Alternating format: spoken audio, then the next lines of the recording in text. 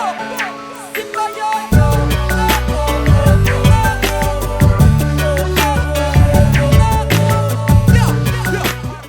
what's going on? It's Tobias and Robert from Fresh Holistics. Today we got a special guest, Josh Rubin of East West Healing and Performance.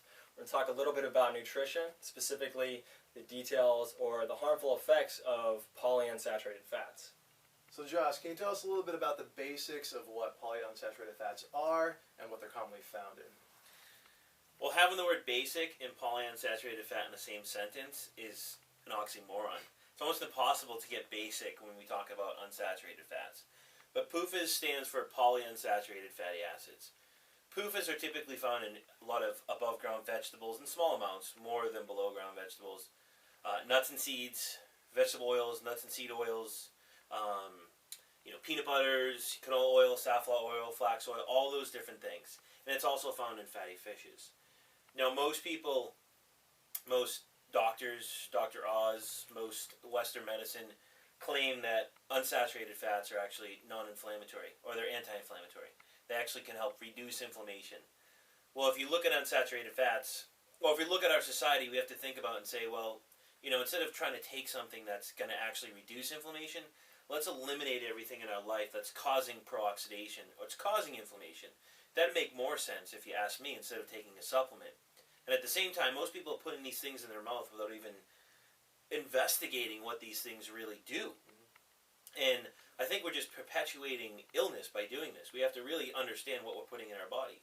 And most people don't, because if you did the research and you studied the work of Ray Peat, and you studied all the different people, even our work, on our website, our YouTubes, our Facebook, our program, the Metabolic Blueprint, you'd see that in a small amount, in a homeostatic state, our body actually produces omega-9 fatty acids, which is an unsaturated fat. It does this from oxidizing sugar and from saturated fats. So we're using or producing energy in an efficient state. We're actually producing our own omega-9 fatty acid, which is actually anti-inflammatory. In a small amount, though.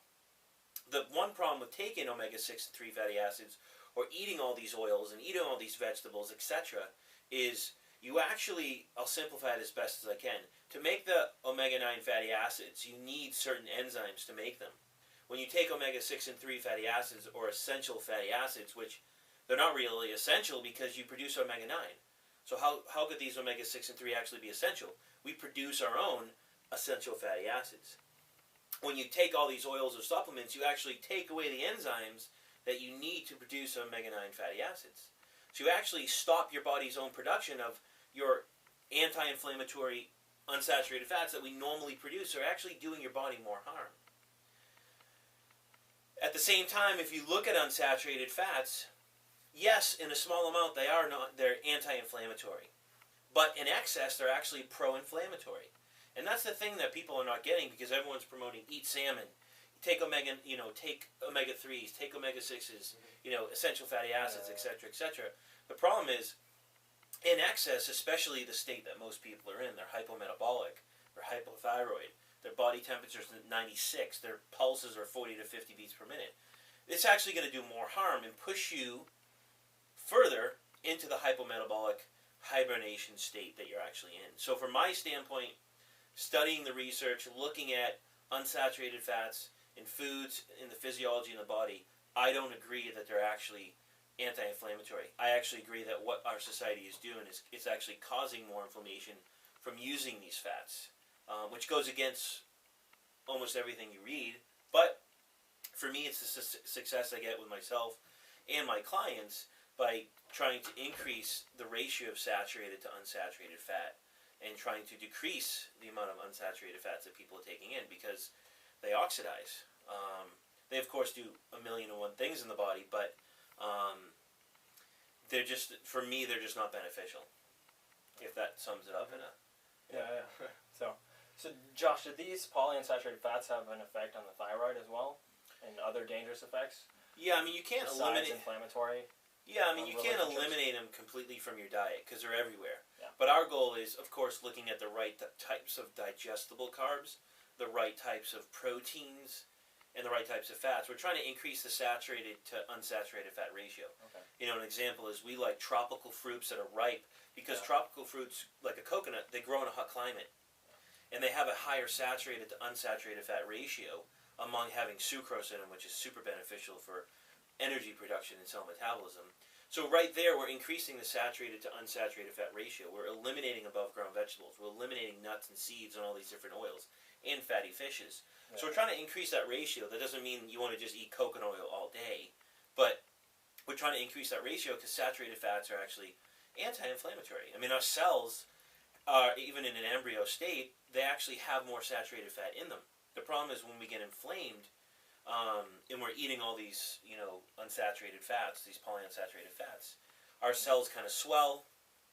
Unsaturated fats have a high affinity for water, so they, in a simplistic sense, kind of work their way into the cell, and now saturated fats actually work their way out of the cell because the unsaturated fats have a high affinity for water. And when anyone is inflamed, your cells fill with water, they fill with estrogen, they fill with calcium, which actually makes your cells start, instead of converting glycogen to glucose to produce energy, you convert it to produce lactic acid, which is inflammatory.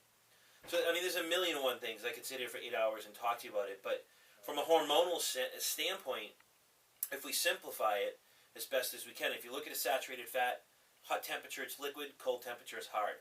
Unsaturated fats are exactly the opposite. They're hard under hot, they oxidize or get hard under hot temperatures, and under cold temperatures are actually more liquid, like a salmon, a fatty fish. They need to be flexible in cold water. Just like above ground plants have cellulose and unsaturated fats, it keeps them flexible so they can germinate in early spring. It's actually their own internal toxin as well. So from a hormonal standpoint, we're putting it in a body that's heat and oxygen. So right there we create oxidation. Back in the day, they used to use fish oils and things like that in paints. They used to use it in paints.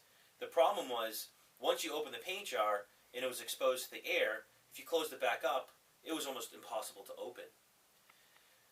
So at the same time, we're putting it in our body, it's creating oxidation and this heat.